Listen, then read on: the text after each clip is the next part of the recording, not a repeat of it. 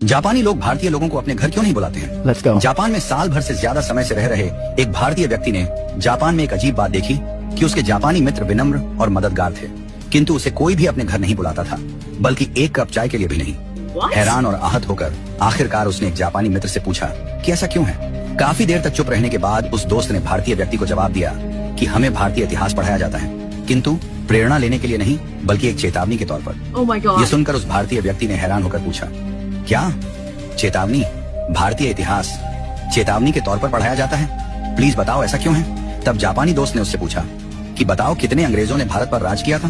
तब भारतीय व्यक्ति ने कहा शायद लगभग 10,000। जापानी व्यक्ति ने गंभीरता से सिर हिलाया और पूछा उस समय भारत में 30 करोड़ से ज्यादा भारतीय रहते थे, है ना? तो फिर तुम्हारे लोगों पर अत्याचार किसने किया?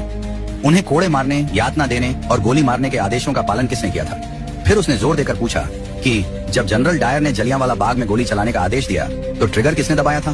क्या वे अंग्रेज सैनिक थे? नहीं, वे भारतीय थे। किसी ने भी जनरल डायर पर अपनी राइफल क्यों नहीं तानी? एक ने भी नहीं। फिर उसने कहा तुम जिस गुलामी की बात करते हो ना, यही तुम्हारी असली गुलामी थी, शरीर की नहीं, आत्मा की।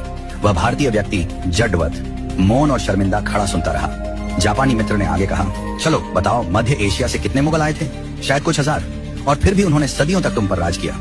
मुगलों ने अपने संख्या बल से भारत में शासन नहीं किया, बल्कि तुम्हारे अपने लोगों ने सिर झुकाकर मुगलों को सलाम किया, अपने लोगों से द्रोह किया और मुगलों की वफादारी की, या तो जिंदा रहने के लिए या फिर चांदी के सिक्कों के लिए।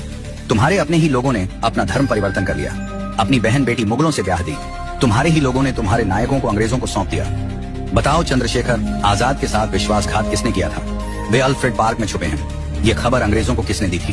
भगत सिंह को, उस समय के बड़े राजनेता जो अंग्रेजों से अपनी बातें मनवा सकते थे, उनकी अनुमति के बिना फांसी पर चढ़ाना आसान था क्या?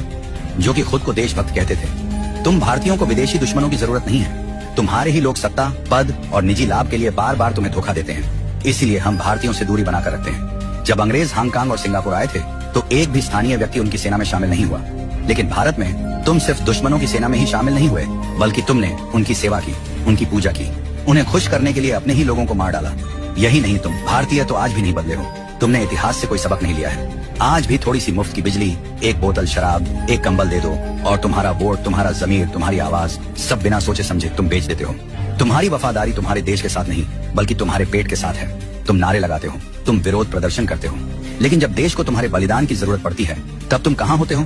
तुम्हारी पहली वफादारी अभी भी अपने घर, परिवार, पत्नी, बच्चों और धन संपत्ति के प्रति है। बाकी देश और धर्म जाएं भाड़ में। इतना कहकर वह जापानी वहां से चला गया और वह भारतीय शर्म के मारे सिर नीचे के वही पत्थर की तरह खड़ा रह गया।